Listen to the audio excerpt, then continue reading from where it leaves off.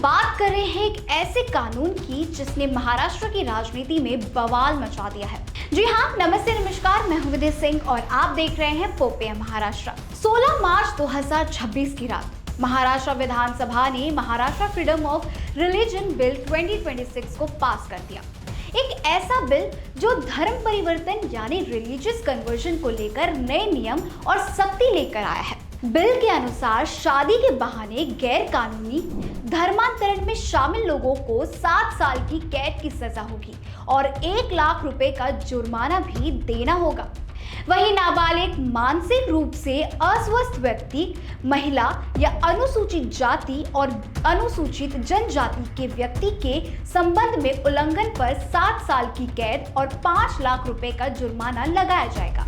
लेकिन सवाल ये है कि क्या कानून लोगों की धार्मिक स्वतंत्रता की रक्षा करेगा या फिर यह व्यक्तिगत आजादी पर असर डाल सकता है। सबसे पहले समझते हैं कि यह बिल आखिर है क्या। Maharashtra freedom of religion bill 2026 का मुख्य उद्देश्य है धोखाधड़ी, जबरदस्ती, प्रलोभन और शादी के जरिए धोखे से किए गए धर्म परिवर्तन पर रोक लगाना। यानी अगर कोई व्यक्ति इन तरीकों से किसी का धर्म बदलवाता है तो उसके खिलाफ कानूनी कार्रवाई की जा सकती है। इस बिल के तहत सख्त सजा और जुर्माने का भी प्रावधान किया गया है जिससे इल्लीगल कन्वर्जन पर पूरी तरह रोक लगाई जा सके। सरकार का कहना है कि यह कानून प्रिवेंटिव भी है और पुनिटिव भी, यानी रोकने के लिए भी और सजा देने के लिए भी।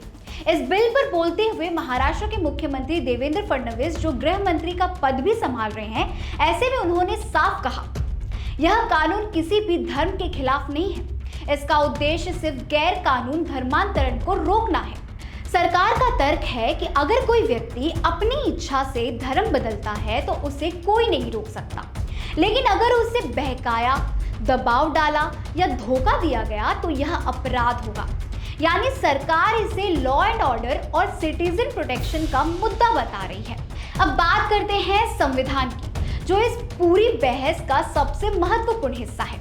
भारत का संविधान article 25 of the constitution of India हर नागरिक को यह अधिकार देता है कि वह किसी भी धर्म को माने, उसका पालन करे और उसका प्रचार भी करे। लेकिन यहाँ एक महत्वपूर्ण बात है, यह अधिकार एब्सोल्यूट नहीं है, यानी इसमें कुछ रीजनेबल रिस्ट्रिक्शंस भी लगाए गए हैं। सरकार का कहना है कि जबरदस्ती या धोखे से धर्म परिवर्तन करना संविधान के इस अधिकार के दायरे में नहीं आता। इसलिए ये बिल संविधान के खिलाफ नहीं बल्कि उसके अनुसार ही है।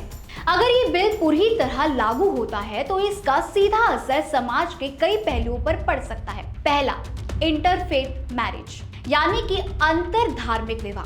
दूसरा, रिलीजियस ऑर्गेनाइजेशंस, एनजीओस और कन्वर्जन रिलेटेड एक्टिविटीज। कई मामलों में धर्म परिवर्तन से पहले सूचना देना या अनुमति लेना पड़ सकता है। ऐसे प्रशासन की भूमिका बढ़ेगी और हर कन्वर्जन केस पर निगरानी रखी जा सकेगी। लेकिन यहीं से बहस भी शुरू होती है। इस बिल को लेकर विपक्ष और कई सामाजिक संगठनों ने सवाल उठाए हैं। आइए इसके ड्रॉबैक्स को समझते हैं। नंबर 1, मिसयूज का खतरा।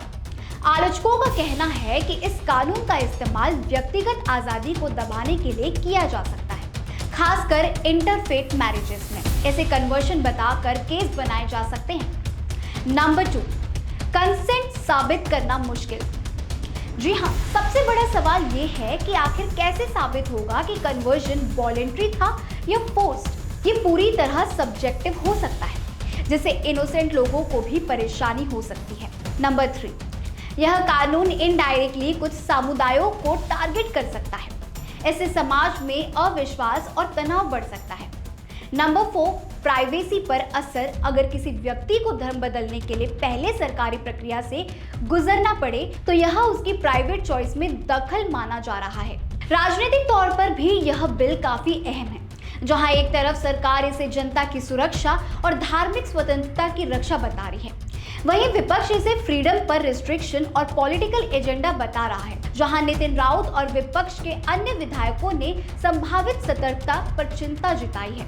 कांग्रेस विधायक असलम शेख ने कहा कि बिल का उद्देश्य और सार संविधान और निजता के अधिकार पर प्रभाव डालता है। वहीं समाजवादी पार्टी के विधायक अबू आसिम आजमी और रईस शेख ने भी बिल का विरोध किया।